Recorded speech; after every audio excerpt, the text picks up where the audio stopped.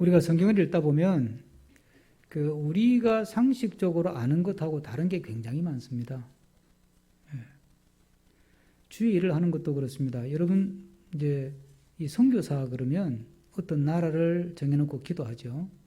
그리고 하나님 허락하시면 그곳에 선교지로 가서 오랫동안 그 나라에 머물면서 선교하는 것이 일반적인 패턴입니다. 뭐 여러 나라를 이렇게 다니는 분도 있지만 그렇습니다.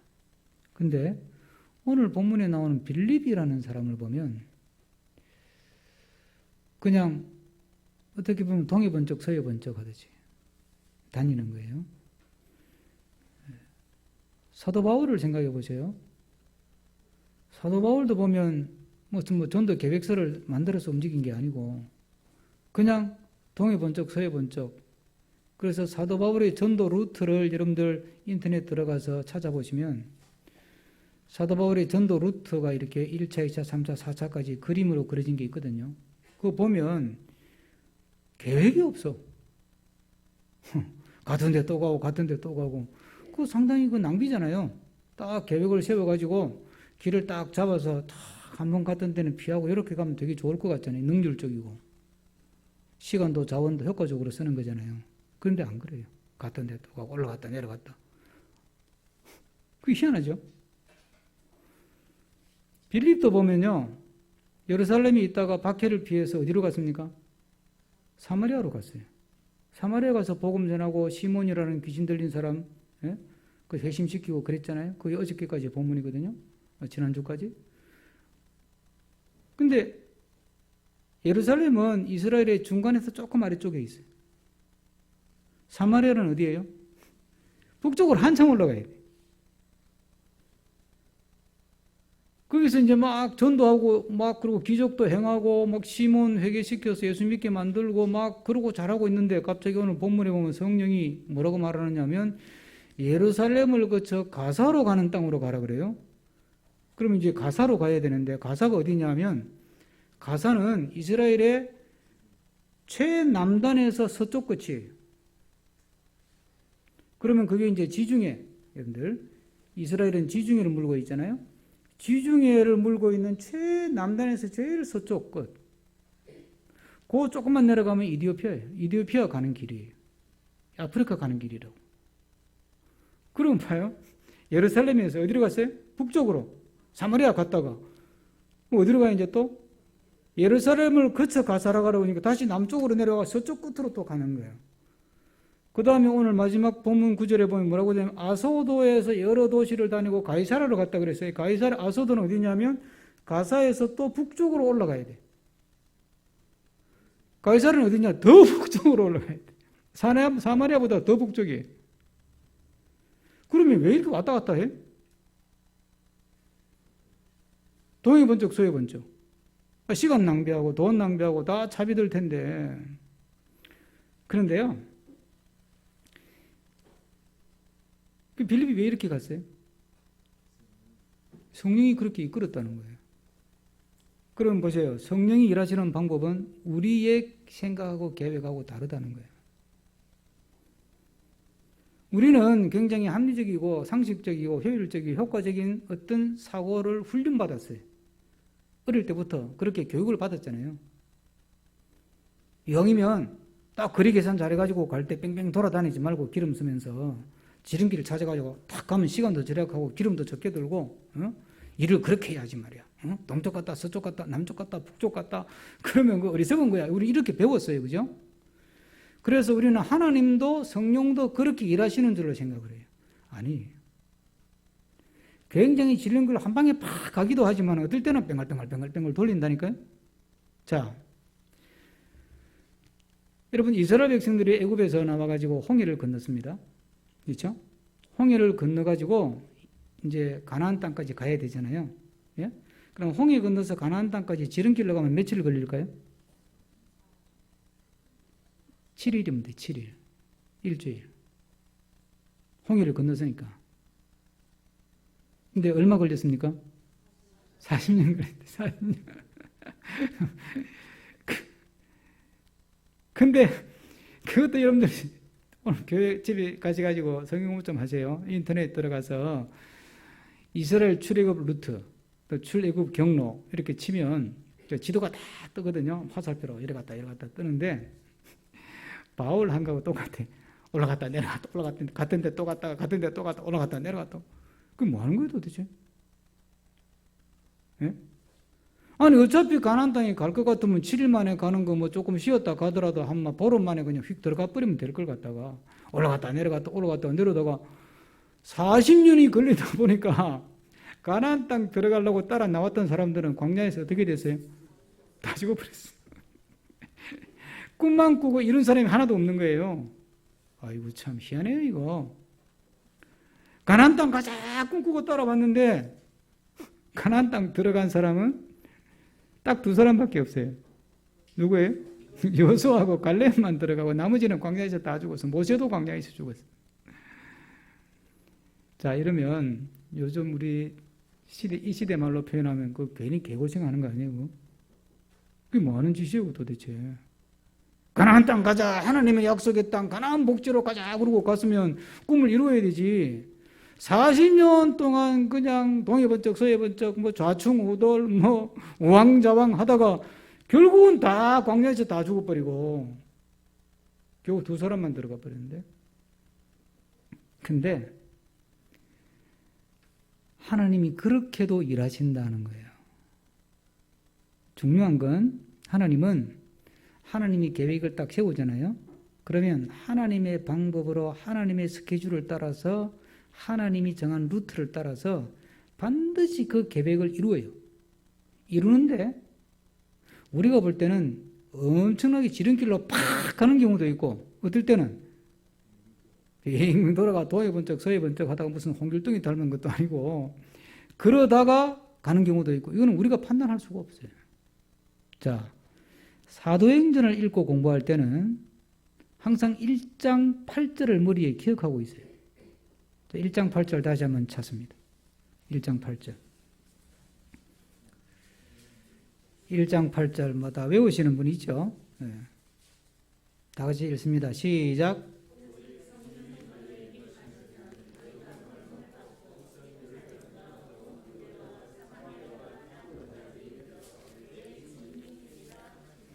예.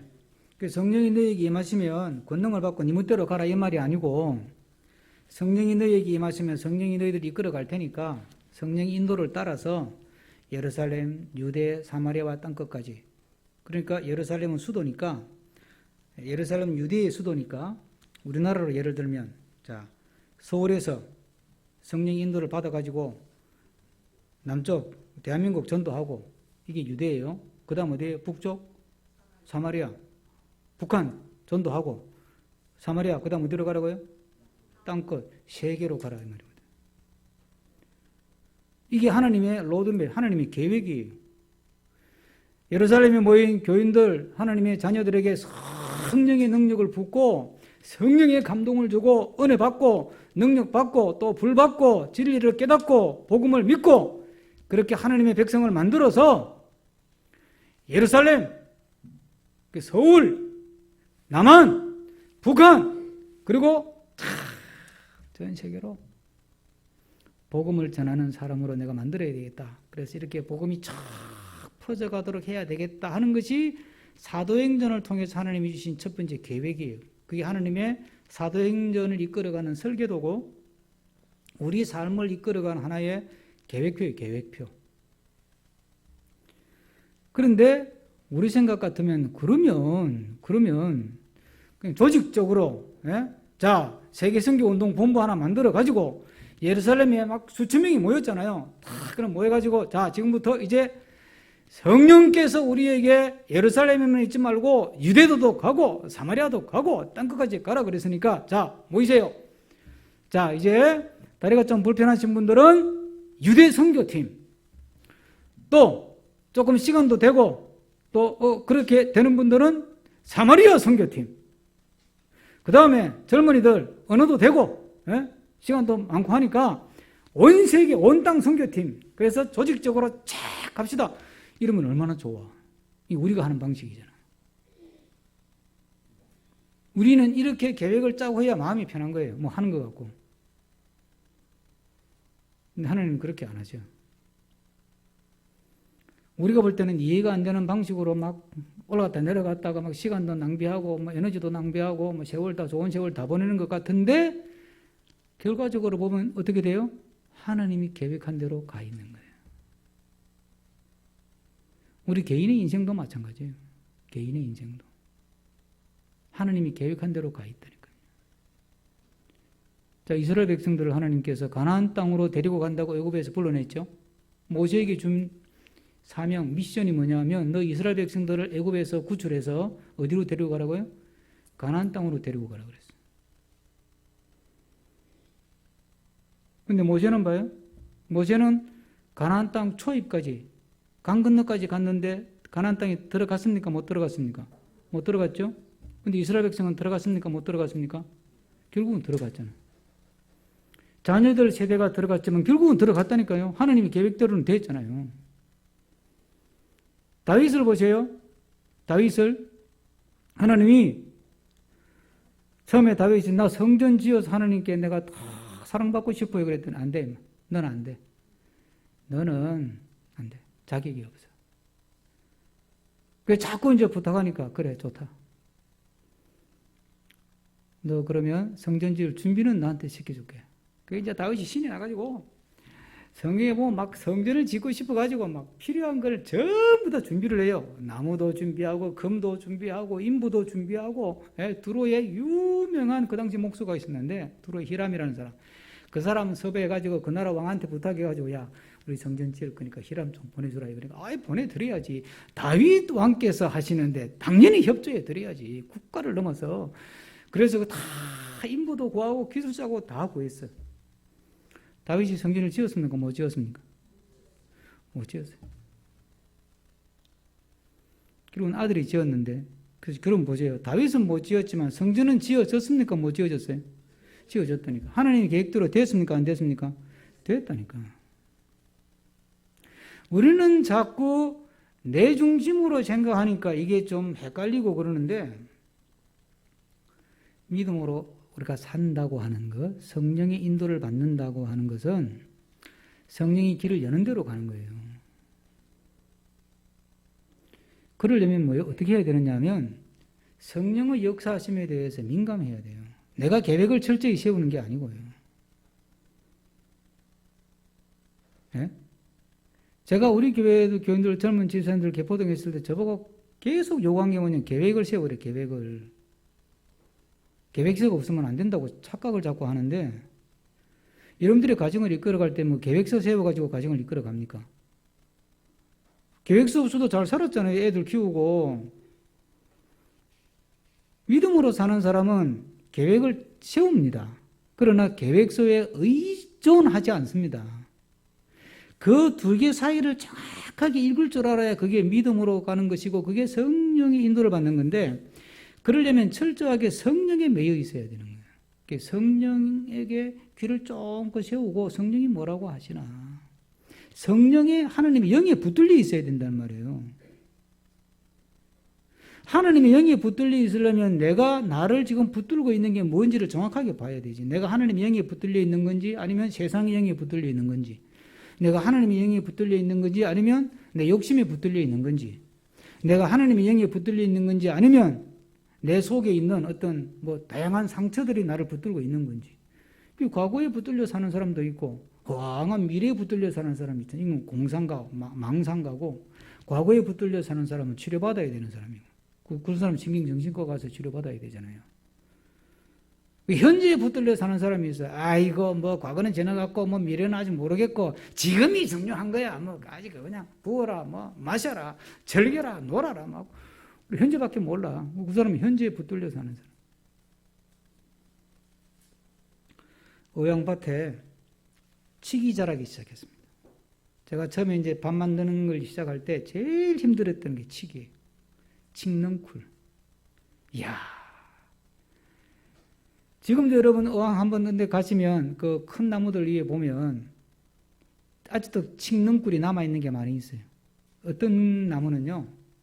칡넝쿨이 이게 칭칭 감고 올라가가지고 이 나무가 힘을 못 써가지고 나무 가지가 이렇게 있으면 칡이 이렇게 감잖아요. 감고 올라가가지고 이걸 꽉 쪼으니까 이게 제대로 가지가 이렇게 굵으면서 커야 되는데 이게 너무 이게 칡이 꽉 붙들고 있으니까 이 칡이 지나간 자리에 홈이 다 파졌어.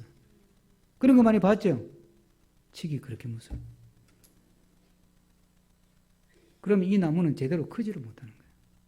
제대로 열매를 못 맺고. 우리 믿음도 똑같아요.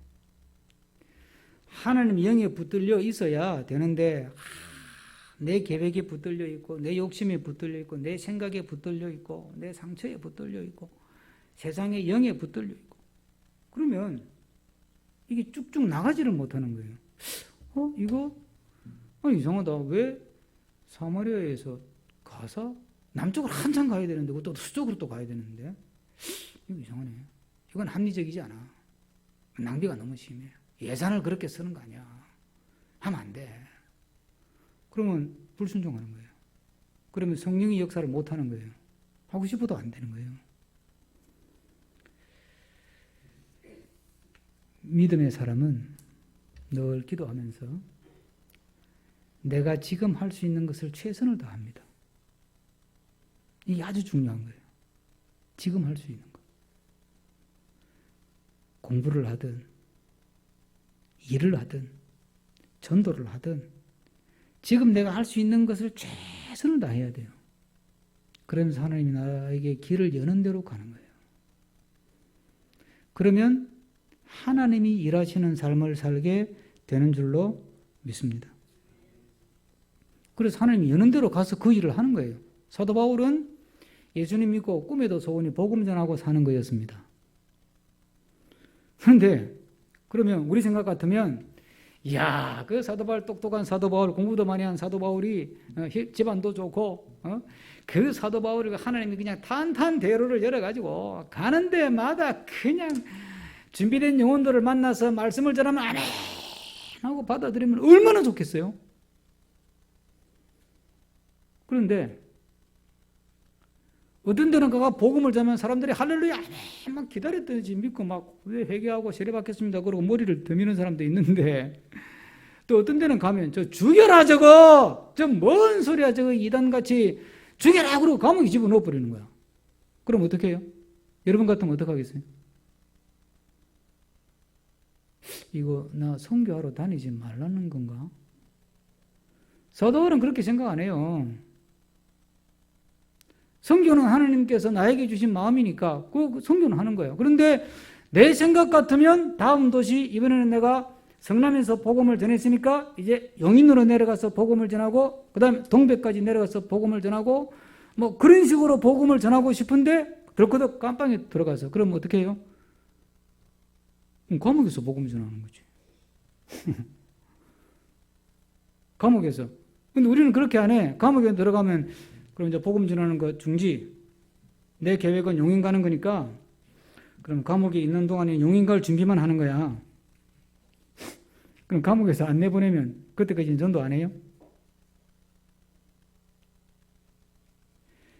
그러니까 우리는 지금 내가 할 수 있는 일을 최선을 다하고 하나님이 길을 여는 대로 허락하시는 일을 하면 하나님이 우리의 삶을 이끌어 가시고 성령이 우리를 이끌어 가셔서 하나님의 꿈을 이루시고 하나님의 뜻을 이루시고 또 하나님의 복이 우리 삶에 실현되게 하실 줄로 믿습니다.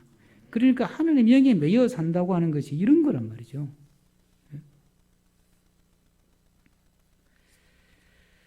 근데 보면 참 놀라운 게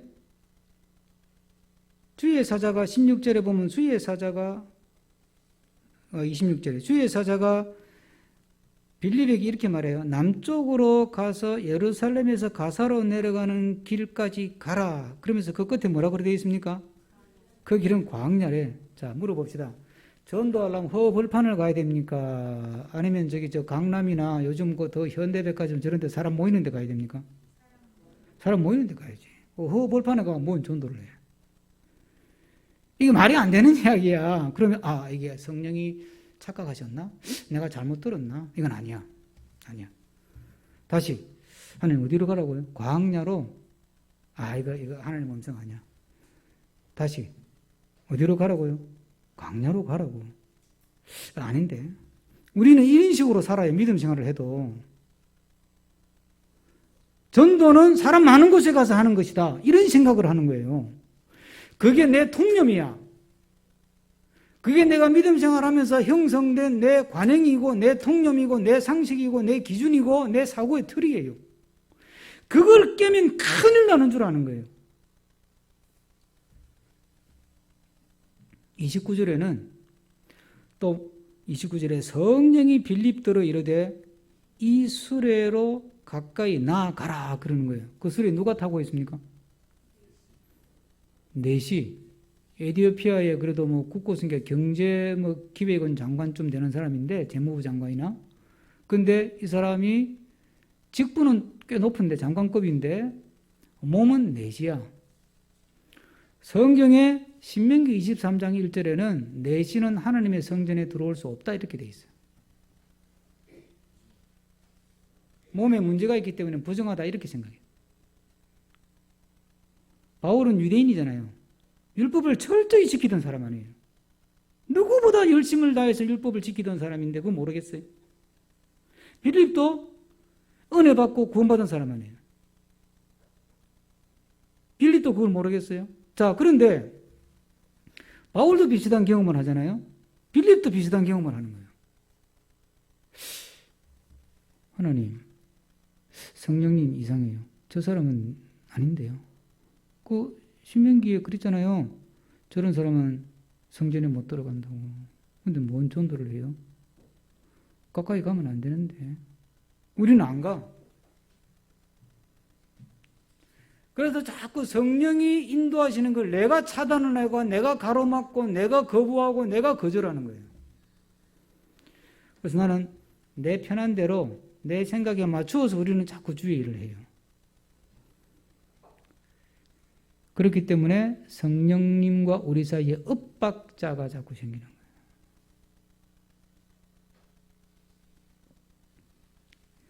근데 참 놀라운 것은 빌립이 순종을 하잖아요. 그 순종해서 광야로 갔더니 에티오피아 내시를 만나고 가까이 가라 그래서 갔더니 이 내시가 성경을 읽고 있네 또 희한하게. 그 성경이 이사야 53장 예수님 이야기를 읽고 있는 거예요. 그래 가까이 가서 당신 뭐합니까? 그랬더니 나 성경 읽고 있는데 뭔 뜻인지는 모르겠다. 그런데 이걸 설명해 주는 사람이 없어서 내가 답답해서 지금 막 너무 답답하다. 당신이 알면 좀 설명해 달라. 그랬더니 이거 뭐 예수 믿으시 전도할 것도 없고 자기가 자기 입으로 전도해 달라는 거 아니야 자기를. 그러니까 빌립이 이거는 예수님의 복음 이야기입니다. 예수님이 이 땅에 오셔서 우리를 십자가에 죽임당하시고 그리고 우리 죄를 사하셔서 우리는 예수 믿기만 하면 구원받는데 예수 믿고 구원받은 사람은 세례를 받아서 구원을 확정합니다. 이런 이야기를 쭉 해주니까 이 에티오피아 내시가 그런 뜻이구나. 이야, 내가 그걸 몰랐네. 이 귀한 이야기를 너무 고맙습니다. 그러면 나 예수님 믿어요. 그러니까 나도 세례 주세요. 보니까 옆에 물이 있으니까 저기 물 있네 물. 막 그냥 망설일 것도 없고 그냥 저어서 세례 주세요 그냥. 그러니까 빌립이 그러세요 뭐 성령이 하라니까 뭐. 그래서 이제 내려가서 세례를 줬지. 보세요. 자기 통념에 맞지 않고 자기 기준에 안 맞아요. 자기가 살아왔던 방식하고 안 맞고 믿어왔던 방식하고 안 맞아요. 그런데 정말 성령의 음성에 순종하고 갔더니 예비된 은혜가 있더라고 하는 것입니다. 할렐루야. 내가 갖고 있는 내 통념을 깨뜨리고 내가 갖고 있는 내 사고의 어떤 틀을 깨야 성령께서 우리 안에서 마음대로 역사하시고 예비된 은혜와 예비된 복을 경험하게 되는 줄로 믿습니다. 끊임없이 우리는 성령님 앞에서 내 어떤 통념이나 사고 기준이나 틀이나 생각의 기준 이런 것들을 자꾸 무너뜨려야 돼요. 그러기 위해서 성령께서 나에게 하시는 것에 늘 귀를 기울이면서 내 기준에 맞지 않고 내 통념에 맞지 않아도 이게 성령의 음성이 확실하다면 질러야 되는 거예요. 그럴 때 하나님이 강권적으로 역사하셔서 우리 삶을 복되게 하시고 우리의 삶을 통하여 영광을 거두시는 줄로 믿습니다. 이 본문을 가만히 보면 자, 허벌판 광야에 갔는데 사람을 만났어요. 근데 그 사람이 또 이디오피아 다른 나라의 또 장관이야. 근데 또 넷이야. 그런데 또 이 사람이 또 성경을 읽고 있네. 그리고 또 읽는 정도가 아니라 그걸 알고 싶어가지고 막 궁금해가지고 막 묻네. 설명해달라고, 전도해달라고. 우연도 이런 우연이 없는 거예요. 그래서 우리는 이걸 우연이라고 생각하는 거예요. 우연은 여러분, 우연은 말 그대로 그냥 우연히 생기는 일이에요. 그런데 이게 우연이 아니잖아요. 그래서 오늘 본문을 읽어보면 성령이 그에게 말씀하시고 주의 사자가 이르시되 이런 말이 자꾸 나오잖아요. 이 우연이 아니고 뭐라는 거예요? 성령의 계획하신 대로 지금 일을 성령이 풀어가고 있는 거예요. 하나님의 섭리 안에서 지금 하나님이 그걸 풀어가고 있다니까요. 그러니까 하나님 인도하심을 따라 갔더니 그 하나님이 예비하신 축복을 이 빌립이 경험을 하는 거예요. 이 우연이 아니라니까요. 그러면 우리가 보세요. 세렌디피티라는 말을 하잖아요. 우연히 찾아온 기회. 정말 우리가 우연이라고 생각하는 그런 희한하고 복된 기회를 만나고 그 기회를 잡고 그 기회를 통해서 내가 정말 세상에서도 성공하고 하나님 잘 믿고 제대로 쓰임받는 믿음 생활을 하려면 어떻게 해야 되겠어요? 이게 성령이 나에게 말씀하시는 것이라면 순종하고 가는 거지. 내 생각의 틀을 깨고. 그러면 우연 같은 하나님의 기적을 체험하게 될 줄로 믿습니다. 그래서 성경은 이걸 우연이라고 말하지 않고 하나님의 계획하심, 하나님의 섭리라고 이야기하는 거죠. 네? 이거 말틴 부버 같은 신학자는 하나님의 익명성, 이름을 밝히지 않고, 익명이니까 이름을 밝히지 않고 보이지 않게 하나님이 그렇게 환경과 분위기를 만들어 간다는 거예요. 보이지 않는 손이란 말처럼 하나님은 우리를 그렇게 지금도 우리를 인도하시고 이끌어 가시고 만들어 가시는 줄로 믿습니다. 하나님께 정말 우연같이 보이는데 우연이 아니라 하나님의 계획하심 안에서 하나님의 섭리 안에서 나를 만들어 가시도록 그 은혜를 우리가 체험하고 그 은혜를 경험하려면 하나님 앞에 항상 내가 열려있는 마음을 가져야 되는 거예요. 하나님이 어떤 말씀을 하시든지 아멘하고 받아들여야 돼. 그러면 하나님이 우리를 만들어 가시는 거예요. 우리는 생각보다도 자기 고집이 셉니다. 그리고 나이가 많으나 저나 자기가 나름대로 자기 기준을 너무 많이 갖고 있어요. 젊은이들은 젊은이들대로 자기 기준을 갖고 있고 나이 든 사람대로 또 자기 기준을 갖고 있어요. 그 기준에 안 맞으면 하나님도 노고 성령의 음성도 노고 성령의 인도도 노야. 교회에서 왜 자꾸 갈등이 생겨요? 그래서 생기는 거잖아요. 교회에서 교회 지도자들이 기도하고 방향을 딱 제시하고 가면 이건 내 생각하고 안 맞네. 그럼 될 것도 안 되는 거지. 정말 우리가 늘 하나님 앞에서 깨어서 기도하면서 늘 성령님 앞에 활짝 열린 마음으로 어떤 말씀을 하셔도 받아들일 준비가 되어 있으면 하나님은 우리를 정말 하나님의 의지를 가지고 자유자재로 우리를 사용하셔서 우리를 통하여 하나님이 계획하시고 하나님이 꿈꾸시는 일들을 이루어 가실 줄로 믿습니다. 지금 현재 내 지금 처지나 지금 현재 내 상황이나 지금 내가 있는 처해 있는 환경이나 이건 중요하지 않아요. 중요하지 않다니까요. 광야에 처해 있을 수도 있고, 그렇죠? 사마리아에 처해 있을 수도 있고, 예루살렘에 처해 있을 수도 있고, 바울 같으면 이게 감옥에 처해 있을 수도 있고, 자기를 반겨주는 그런 도시에 가 있을 수도 있고, 그건 상관이 없다니까. 하나님께서 나를 우연처럼 느껴지는 하나님의 섭리로 내 삶을 이끌어가고 계신다. 나는 그 하나님의 섭리 안에, 하나님의 계획하심 안에 내 삶이 포함되어 있다. 이 믿음을 가지고 하나님의 인도하심과 성령의 인도하심에 귀를 늘 기울이면서 내 기준과 내 판단의 근거를 내려놓고 성령께 나를 맡길 때 성령은 우리를 통해서 더 멋지고 더 복되고 더 아름다운 삶을 만들어 가실 줄로 믿습니다. 기도하겠습니다.